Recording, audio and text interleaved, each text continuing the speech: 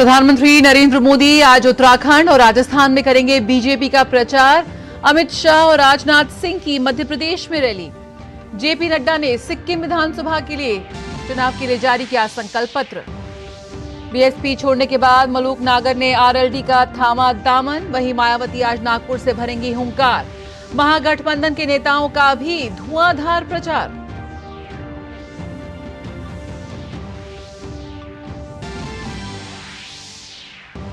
हरियाणा के महेंद्रगढ़ में school bus पलटने से 5 बच्चों की मौत, 15 घायल। पुलिस ने शुरू की जांच।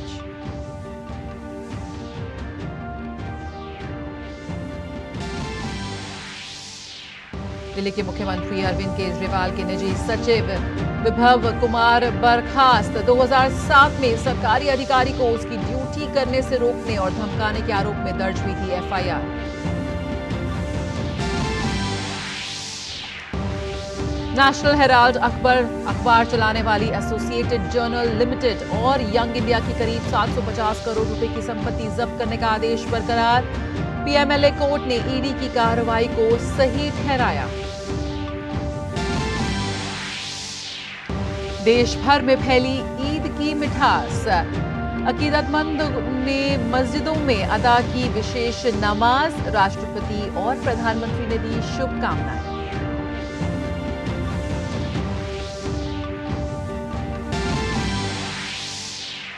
और विश्व एथलेटिक्स का ऐतिहासिक फैसला। पेरिस ओलंपिक में एथलेटिक्स के स्वर्ण पदक विजेताओं को मिलेगी इनाम राशि।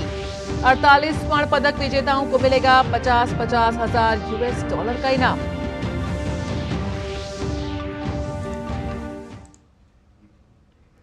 नमस्कार, समाचारों में आप सभी का बहुत स्वागत है। मैं हूं जया सिन्हा और सबसे पहले बात करते हैं 24 की चुनौती की।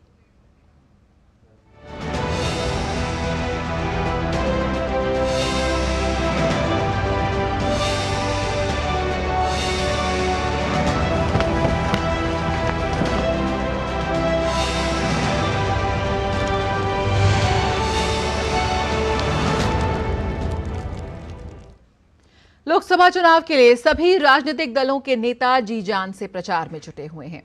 भाजपा की स्टार प्रचारक और प्रधानमंत्री नरेंद्र मोदी एनडीए उम्मीदवारों के समर्थन में धुआंधार प्रचार कर रहे हैं।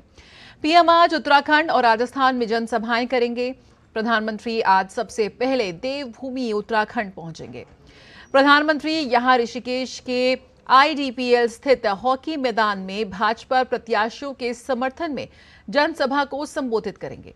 इसके माध्यम से पीएम गढ़वाल, टिहरी, गढ़वाल और हरिद्वार संसदीय सीटों को सांधेंगे। इसके बाद पीएम राजस्थान पहुंचेंगे। पीएम यहां करौली में जनसभा कर जनता से आशीर्वाद मांगेंगे। करौली धौलपुर संसदीय क्षेत्र से भाजपा ने इंदु जाटव को मैदान में उतारा है। रैली के जरिए पीएम मोदी करौली धौलपुर के साथ ही टोक, सवाई माधोपुर और दौसा लोकसभा क्षेत्र के मतदाताओं को सांधेंगे। राजस्थान की करौली धौलपुर लोकसभा सीट पर कांग्रेस ने गहलोत सरकार में मंत्री रह चुके भजनलाल जाटव को मैदान में उतारा है। भजनलाल का दावा है कि राजनीति में अनुभवी होने की वजह से जीत उन्हीं की होगी। करौली धौलपुर अनुसूचित जाति की आरक्षित सीट है। हिंडौन सिटी में हमारे संवाददाता विशाल बैरिस्टो ने कांग्रेस के भजनलाल जाटव से की खास बातचीत। मेरे साथ है भजनलाल जाटव जो कांग्रेस के उम्मीदवार हैं और ये एक आरक्षित सीट है। भजनलाल जी, बीजेपी की तरफ से बड़ी बड़ी रैलियां हो रही है, प्रधानमंत्री खुद रैलियां कर रहे हैं, ऐसे में आप कांग्रेस की तरफ से क्या वादा कर रहे हैं लोगों को? करौली धौलपुर की जनता का मैं बहुत बहुत आभारी हूं, उनका प्यार कि मेरे को यहाँ से प्रत्याशी बनाया और मेरे शीर्ष नेतृत्व का। हमारा लक्ष्य है इस क्षेत्र को आगे ले जाने का। 10 साल यहाँ पर केंद्र में सरकार रही, 10 साल यहाँ पर भारतीय जनता पार्टी के सांसद रहे। जो हमारा रेल का प्रोजेक्ट था, जो करौली धौलपुर से लेकर करौली वाया कैला देवी जाना था, वो आज तक पूरा नहीं हुआ। अब उसका जाके शिलान्यास वगैरह हुआ है।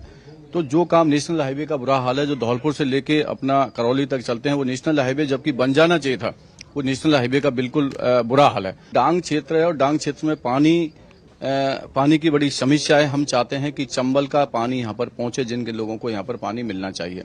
आपका मुकाबला अपने समाज की इंदु देवी जाटव से है, तो ऐसे में क्या लगता है आपको समाज का पूरा साथ मिलेगा या बटेंगे वोट? अब बताओ भैया, आप सब लोग बताओ, समाज के बटेंगे? बोलिए।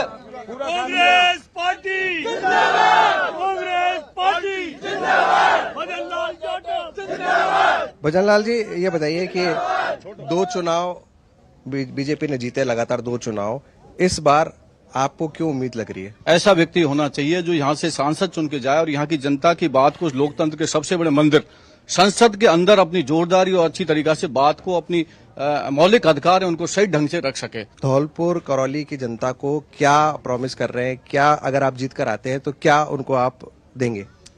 मैं तो इतना कहना चाहता हूं कि भारतीय जनता पार्टी ने जिस तरीका से यहाँ 10 साल सांसद रहा, उनका टिकट क्यों काटा? टिकट इसलिए काटा कि एंटी इनकम्बेंसी बहुत थी और यहाँ के जो लोकल इश्यूज हैं, लोग परेशान हैं, कोई मिलता नहीं है, कोई मतलब नहीं है। और यहाँ पर ज्यादातर प्रधान कांग्रेस के हैं, जिला प्रमुख कांग्रेस के हैं, एमएलए कांग्रेस के हैं, तो सांसद कांग्रेस का बनेगा तो नीचे से ऊपर तक कड़ी एक होगी। तो ये है भजन लाल जाटव, जिनका ये कहना है कि कांग्रेस धौलपुर करौली की सीट पर जरूर जीत हासिल करेगी। कैमरामैन रमाकांत के साथ मैं विशाल बैरिस्टो, डीडी न्यूज, हिंडौन सिटी। और भाजपा के राष्ट्रीय अध्यक्ष जेपी नड्डा ने आज गैंगटॉक में सिक्किम विधानसभा चुनाव 2024 के लिए पार्टी का घोषणा पत्र जारी किया। इस मौके पर जेपी नड्डा ने कहा कि जो पहले की सरकारें थीं वो अलगाव और अज्ञानता में विश्वास करती थीं। इन लोगों को अलग रखो और अज्ञानता में रखो और अपना वोट बैंक बढ़ाओ। लेकिन जब प्रधानमंत्री नरेंद्र मोदी पीएम बने तो उन्होंने कहा कि पूर्व की ओर देखें, पूर्व की ओर कार्य करें और तेजी से कार्य करें और पहले कार्य करें।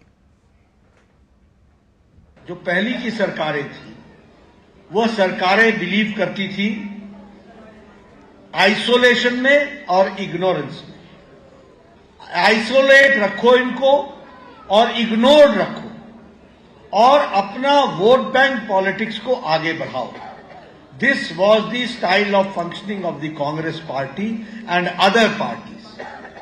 But when prime minister Modi became the prime minister, he said, look east, act fast, act first. Lok Sabha चुनाव से पहले बीएसपी प्रमुख मायावती को बड़ा झटका देते हुए मलूक नागर ने आज जयंत चौधरी का हाथ थाम लिया। मलूक नागर बिजनौर से बीएसपी के लोकसभा सांसद हैं, लेकिन इस बार मायावती ने मलूक नागर की जगह चौधरी बृजेंद्र सिंह को उम्मीदवार बना दिया। इससे नाराज मलूक ने आज मायावती का साथ छोड़ दिया। पार्टी प्रमुख जयंत चौधरी की उपस्थिति में राष्ट्रीय लोकदल में मलूक आज उनकी पार्टी में शामिल हो गए। बीएसपी के इतिहास में ये रिकॉर्ड है कि या तो एक टर्नओवर में कुछ दिनों के बाद निकाल दिया जाता है या पार्टी छोड़ के चला जाता है। हम 18 साल रहे, हमने कई बार कड़वे घूंट भी भरे, चुप रहे, एमएलए नहीं लड़ाया गया, चुप रहे, एमपी नहीं लड़ाया गया, चुप रहे, स्टार प्रचारकों में भी सूची में नहीं डाला गया, चुप रहे। लेकिन देश के लिए काम करना चाहते हैं, देश के लोगों के लिए काम करना चाहते हैं, इसलिए आज मजबूरी में पार्टी छोड़नी पड़ रही है, कहीं नया घर तलाशेंगे। वहीं बहुजन समाज पार्टी की राष्ट्रीय अध्यक्ष मायावती आज अपने चुनाव प्रचार अभियान की शुरुआत करने जा रही हैं और इसके लिए उन्होंने राष्ट्रीय स्वयंसेवक संघ के गढ़ माने जाने वाले नागपुर को चुना है। मायावती नागपुर में पार्टी प्रत्याशियों के समर्थन में रैली करेंगी। बता दें कि बसपा सुप्रीमो ने अभी तक यूपी में चुनाव प्रचार अभियान की कमान अपने भतीजे और पार्टी के नेशनल कोऑर्डिनेटर आकाश आनंद को सौंप रखी थी, जो अब तक 3 रैलियां कर चुके हैं। चुनाव के पहले चरण के मतदान में महज 7 दिन बाकी होने के बावजूद मायावती के खुद प्रचार शुरू नहीं करने को लेकर तमाम अटकलें लग रही थीं, लेकिन उन्होंने प्रचार अभियान के आगाज का फैसला कर इन अटकलों पर विराम लगा दिया है। केरल के अटिंगल लोकसभा सीट पर चुनाव प्रचार के दौरान केंद्रीय मंत्री वी मुरलीधरन पर हमले का प्रयास किया गया। इस दौरान केंद्रीय मंत्री को किसी तरह की चोट या हानि नहीं पहुंची। आरोप है कि हमलावर केरल की सत्ताधारी पार्टी सीपीएम से जुड़े हैं। इसे राजनीति से प्रेरित हमला बताया जा रहा है। मुरलीधरन अटिंगल लोकसभा क्षेत्र के पल्लीकल ग्राम पंचायत के कोट्टयम मुक्कू के पास पाकलकुरी में बुधवार शाम प्रचार अभियान में जुटे थे। वो इस संसदीय क्षेत्र से एनडीए के उम्मीदवार हैं। चुनाव प्रचार के दौरान वे अपने काफिले के साथ जा रहे थे। इस बीच एक बाइक पर सवार 3 युवक वहां पहुंचे और केंद्रीय मंत्री पर हमले की कोशिश की। इस हमले में उन्हें कोई नुकसान नहीं पहुंचा। आरोप है कि तीनों हमलावर केरल की सत्ताधार पार्टी सीपीएम से जुड़े हुए हैं। वी मुरलीधरन ने कहा कि हमलावर चोट पहुंचाने की कोशिश कर रहे थे और बीजेपी कार्यकर्ताओं को पूरी तरह से शांतिपूर्ण रहना चाहिए। उन्होंने घटना की जांच की मांग की है। वी मुरलीधरन के काफिले पर हुए इस हमले के बाद केरल के बीजेपी अध्यक्ष के सुरेंद्रन ने लेफ्ट पर तीखी प्रतिक्रिया दी है। Yesterday, our senior BJP leader and candidate from Artingal was brutally, the vehicle was attacked. They were trying to attack the candidate in Trivandrum Lok Sabha constituency against Rajiv Chandrasekhar. A lot of allegations, false allegations are coming. In many places, Kollam, our candidate Krishna Kumarji was blocked by SFI goons. The women candidate Nivedita Subramaniam was brutally blocked, attacked by the KSU, SFI, MSFI, MSF groups. So, day by day the campaign is going on. BJP and NDA candidates are blocking, attacking. Congress party के महासचिव और केरल के अलापुझा से प्रत्याशी केसी वेणुगोपाल आज सुबह ही चुनाव प्रचार पर निकल गए। वेणुगोपाल इस सीट से 2019 का चुनाव नहीं लड़े और 2020 में वो राज्यसभा से चुने गए। मौजूदा चुनाव को लेकर वेणुगोपाल का दावा है कि तमिलनाडु, कर्नाटक समेत उत्तर भारत से भी कांग्रेस अच्छा परफॉर्म करेगी। Since the election campaign gear up, our prospects are improving all over India. We are getting reports from everywhere that Congress and India alliance doing well everywhere. Especially for Kerala, you are concerned, we will sweep all the 20 seats. In my view, we will. Last time you all rightly tell we lost one seat. This time that also will come to Congress and UDF. Basically, Karnataka also earlier situation was not that much favorable. Now everybody in Karnataka telling situation is very favorable for Congress party. Telangana is favorable, Tamil Nadu is favorable, and North India also very good reports are coming. और 24 की चुनौती में इतना ही।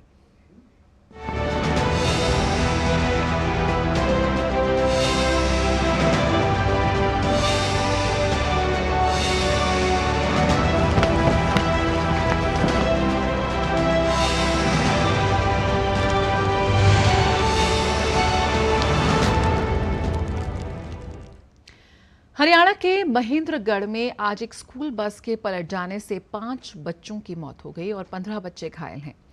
Police के मुताबिक हादसा महेंद्रगढ़ जिले के कनीना कस्बे में हुआ। हादसे का शिकार होने वाली बस एक निजी स्कूल GL पब्लिक स्कूल की बस है। हादसे में करीब 15 बच्चे घायल हो गए। घायलों को महेंद्रगढ़, रेवाड़ी व रोहतक रेफर कर दिया गया। हैरानी इस बात की है कि आज ईद पर सरकारी अवकाश होने के बावजूद निजी स्कूल में छुट्टी नहीं थी। पुलिस इस मामले की जांच कर रही है। और शराब नीति से जुड़े मनी लॉन्ड्रिंग केस में तिहाड़ जेल में बंद दिल्ली के मुख्यमंत्री अरविंद केजरीवाल को एक और झटका लगा है। उनके निजी सचिव विभव कुमार को विजिलेंस विभाग ने बर्खास्त कर दिया है। विजिलेंस विभाग के विशेष सचिव राजशेखर ने यह आदेश जारी करते हुए कहा कि विभव कुमार पर 2007 में सरकारी अधिकारी को उसकी ड्यूटी करने से रोकने और धमकाने के आरोप में FIR दर्ज हुई थी। और इसका हवाला देते हुए विभव कुमार की निजी सचिव के तौर पर नियुक्ति को अवैध घोषित किया गया है और तुरंत प्रभाव से उनकी सेवाएं समाप्त करने का आदेश जारी किया गया है। हालांकि इसको लेकर यह सवाल जरूर है कि क्या मुख्यमंत्री के निजी स्टाफ को विजिलेंस विभाग इस तरह से हटा सकता है या नहीं। ऑर्डर के हिसाब से विभव के खिलाफ नोएडा में IPC की धारा 353, 504, 506 के तहत एक केस दर्ज है, जिसकी जानकारी उन्होंने छिपाई, जबकि किसी प्राइवेट पर्सन की नियुक्ति के समय उसको ये जानकारी देनी होती है। और धन शोधन निवारण अधिनियम के तहत PMLA अदालत ने व्यापक सुनवाई के बाद नेशनल हेराल्ड अखबार संचालित करने वाली कंपनी एसोसिएटेड जनरल लिमिटेड और यंग इंडिया से जुड़े एक हाई प्रोफाइल मनी लॉन्ड्रिंग मामले में ED के पक्ष में अहम फैसला दिया है। प्राधिकरण ने 751.9 करोड़ रुपए की संपत्ति के अनंतिम कुर्की आदेश को बरकरार रखा है। प्रवर्तन निदेशालय ने पिछले साल कार्यवाही शुरू की थी, जिसमें PMLA के तहत 751.9 रुपए की की संपत्तियों को अस्थायी रूप से अटैच करने का आदेश दिया था। करीब 751.9 करोड़ रुपए की ये पूरी संपत्ति है जिसके कुर्की के आदेश दिए गए हैं। और इस जांच में कथित तौर पर एजेएल और वाईवाई से जुड़े वित्तीय मामलों में गंभीर अनियमितताओं का पता चला था। एसोसिएटेड जर्नल लिमिटेड और यंग इंडिया से जुड़े इस मामले में ईडी ने पहले कांग्रेस नेता राहुल गांधी और सोनिया गांधी से पूछताछ की थी। यंग इंडिया में राहुल गांधी और सोनिया गांधी के 76% शेयर है यहाँ पे। तो एजेएल की संपत्ति जब्ती का आदेश को सही यहाँ पर ठहराया गया है। खबर जम्मू कश्मीर से, जिसके पुलवामा जिले के मुरान इलाके के फ्रैसीपोरा में आतंकवादियों के साथ पुलिस और सेना के बीच मुठभेड़ जारी है। यहां आतंकवादियों की मौजूदगी की सूचना मिलने के बाद इलाके की घेराबंदी की गई है। सर्च ऑपरेशन चल रहा है।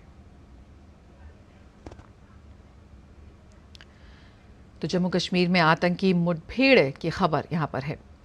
और देश भर में उत्साह के साथ आज ईद का त्योहार मनाया जा रहा है। सुबह से ही लोग अलग अलग जगहों पर ईद का नमाज अदा कर एक दूसरे को मुबारकबाद दे रहे हैं। यूपी के अयोध्या और अलीगढ़ में लोगों ने नमाज अदा की। राजस्थान के जयपुर में बड़ी संख्या में मुस्लिम समुदाय के लोगों ने एक साथ नमाज अदा किया।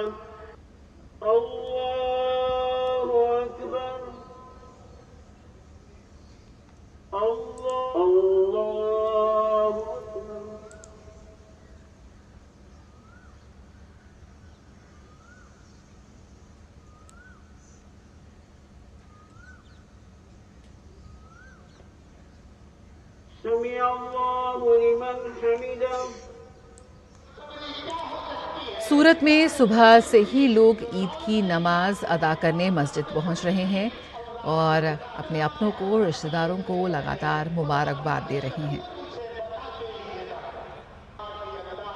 और बिहार के पटना में भी लोगों ने ईद की नमाज पढ़ी।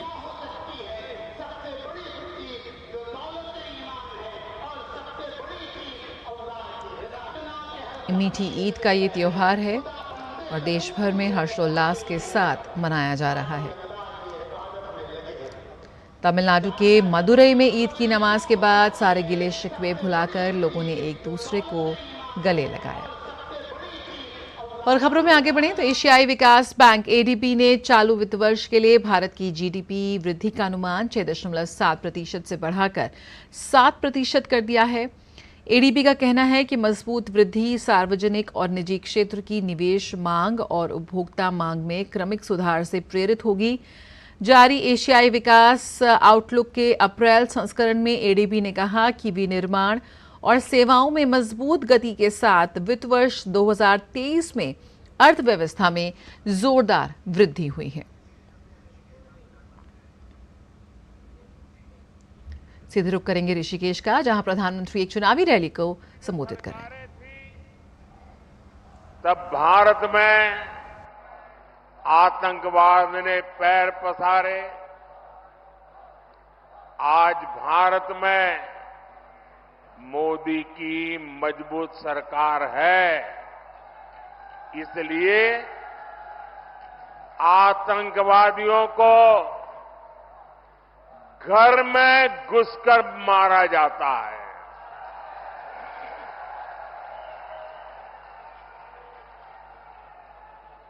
आज भारत में मजबूत सरकार है, इसलिए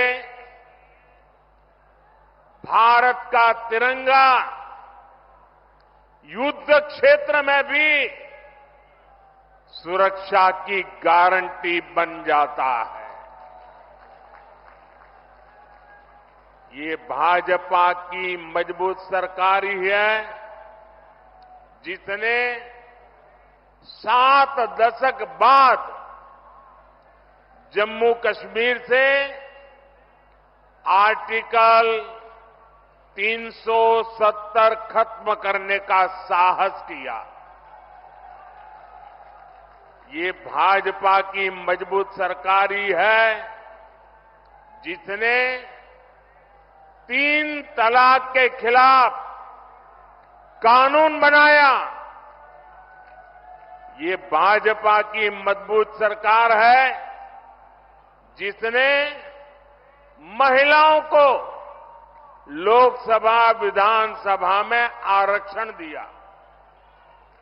ये भाजपा की मजबूत सरकार ही है जिसने सामान्य वर्ग के गरीबों को भी 10% आरक्षण दिया। साथियों, कांग्रेस की सरकार होती तो वन रैंक वन पेंशन कभी भी लागू नहीं होता। मोदी ने ये गारंटी दी थी और इसे पूरा करके दिखाया। ये कांग्रेस थी जो कहती थी कि वन रैंक वन पेंशन लागू करके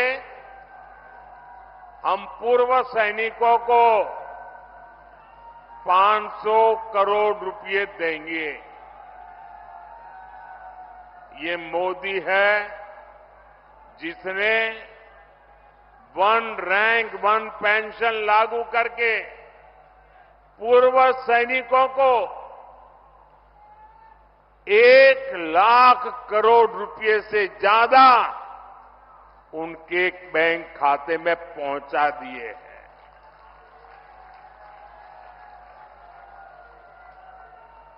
यहां उत्तराखंड में भी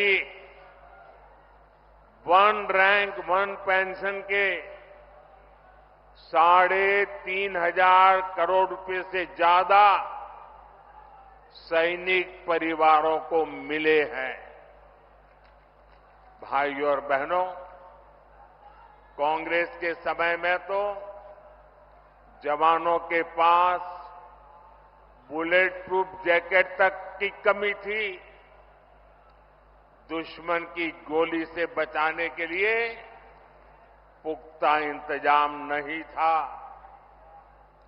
ये भाजपा है जिसने भारत में बनी बुलेट प्रूफ जैकेट अपने सैनिकों को दी, उनके जीवन की रक्षा की। आज आधुनिक राइफल से लेकर लड़ाकू विमान और विमान वाहक पोत तक देश में ही बन रहे हैं। मेरी इधर से कुछ लोगों से प्रार्थना है, उधर कुछ लोगों से प्रार्थना है। देखिए, अब आप आगे आ नहीं सकते। हो सकता है आप में से बहुत लोग होंगे जो मुझे देख नहीं पा रहे हैं, लेकिन उसके लिए मुझे क्षमा करें। अब आप सुन करके संतोष कर लीजिएगा। और जो ज्यादा उत्साह और उमंग में है, उनसे मेरी प्रार्थना है, अभी ये जो ऊर्जा है ना, 19 तारीख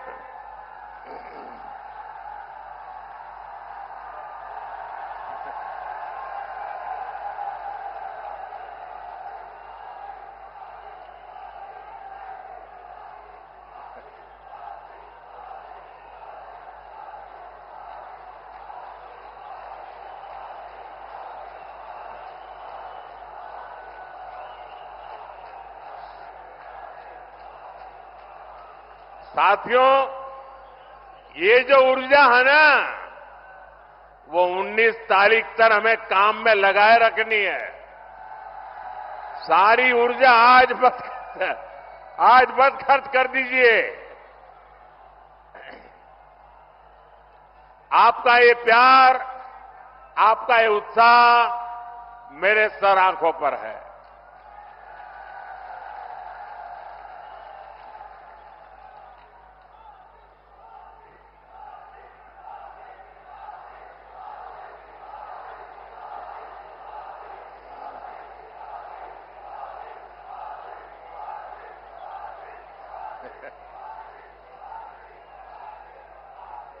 अगर आप इजाजत दें तो मैं बोलना शुरू करूं।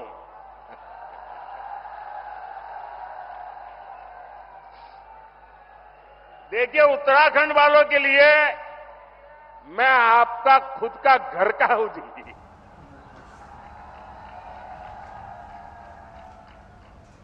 मैं यहां तो प्रधानमंत्री आज उत्तराखंड के दौरे पर हैं।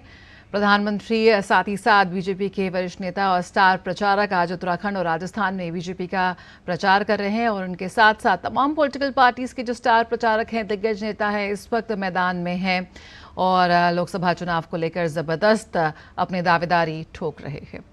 खबरों का सिलसिला दूरदर्शन न्यूज पर लगातार जारी है। आपको बता दें कि बहुराष्ट्रीय कंपनियों की बढ़ती दिलचस्पी से भारत को फायदा हो रहा है और ये बात संयुक्त राष्ट्र की एक प्रमुख रिपोर्ट में कही गई है। Sustainable development report financing for development at a cross road में कहा गया है कि विकास वित्त पोषण अंतर को कम करने के लिए बड़े पैमाने पर वित्त पोषण जुटाने के लिए तत्काल कदम उठाने की जरूरत है। रिपोर्ट में कहा गया है कि वैश्विक स्तर पर निवेश नरम रहने की उम्मीद है। इसके विपरीत दक्षिण एशिया, विशेष रूप से भारत में निवेश मजबूत बना हुआ है। भारत को बहुराष्ट्रीय कंपनियों की बढ़ती रुचि से लाभ मिल रहा है। और खबरों का सिलसिला दूरदर्शन न्यूज पर जारी रहेगा, लेकिन फिलहाल मुझे दीजिए इजाजत। नमस्कार।